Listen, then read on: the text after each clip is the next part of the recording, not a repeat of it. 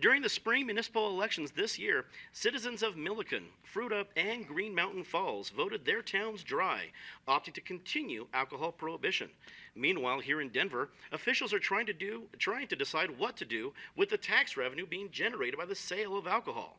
The city has also imposed a new tax on cigarettes and wants to impose fees on vending machines and even on penny weight machines.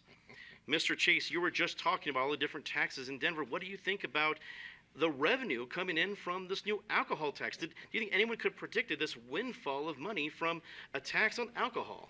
Well, it gives me a concern that the Rocky Mountain News, we might have to renegotiate with the newspaper guild for a wage increase, because I think my reporting staff is contributing heavily to the revenue stream.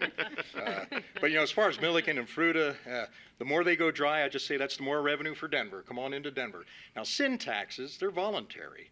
You have to, you volunteer to do this. But I think we could probably get a lot more revenue if we looked at some of the other sins that are readily available on the streets of Denver. How about prostitution? How about a tax on gambling? How about a tax on narcotics, the narcotics trade? How much money would that bring in? Think of all the revenue streams that could be going into the public improvements and jobs, providing for jobs for the out-of-work folks in the city of Denver.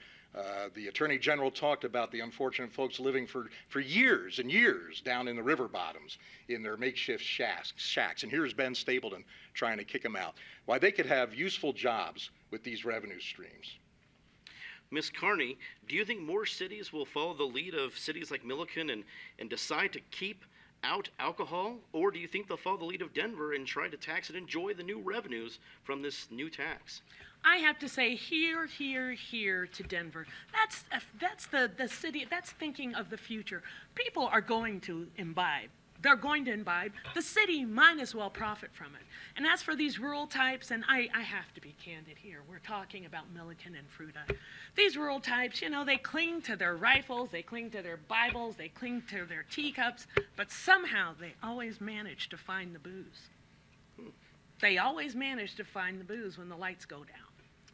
Ms. Griffiths, bold words from Ms. Carney. What do you think? Will more cities follow the way of banning alcohol, or do you think they'll enjoy the tax revenue that Denver's now seeing?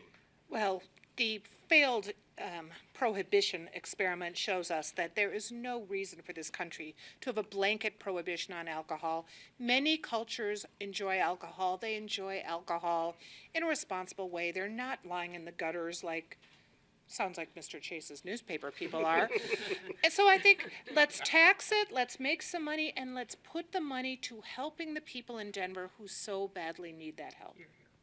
And Attorney General Rogers, I'm very interested to hear your viewpoint on this issue. Well, I was born in a small town in Texas, grew up in Oklahoma, and moved to Colorado, and I'm from Los Animas.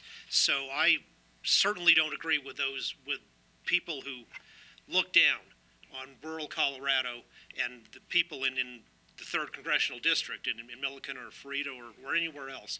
They have the right to choose whether their town will be wet or dry. And that's, in my mind, why we repealed prohibition, to replace a national one-size-fits-all with something that fits well for every town and every town can choose.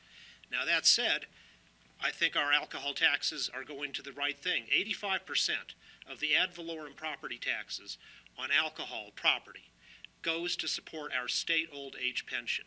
We were ahead of the national social security when the voters of Colorado created by a constitutional amendment an old age pension for the people in Colorado.